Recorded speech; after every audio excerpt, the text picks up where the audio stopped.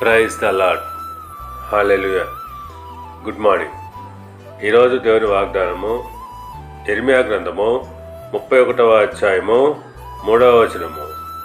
శాశ్వతమైన ప్రేమతో నేను నిన్ను ప్రేమించుచున్నాను. ఆమేన్.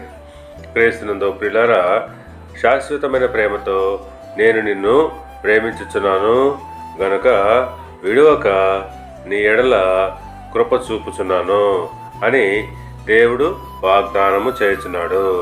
అవును, ఆయన మనలను తన శాశ్వతమైన ప్రేమతో ప్రేమించుచున్నాడు కనుక మనలను విడువక మన ఎడల ఆయన కృప చూపుచూ ఉంటున్నాడు.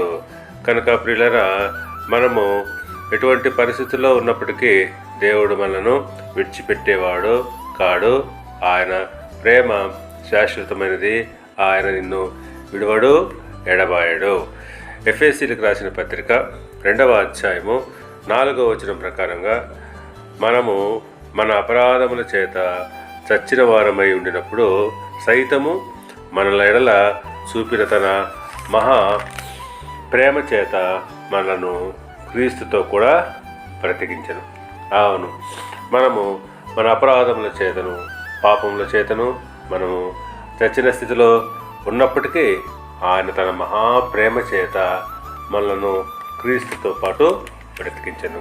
కనుక ప్రియులరా, దేవుడు మన పాపములను మన అపరాధములను ఆయన భరించి మనను ఆయన బ్రతికించెను.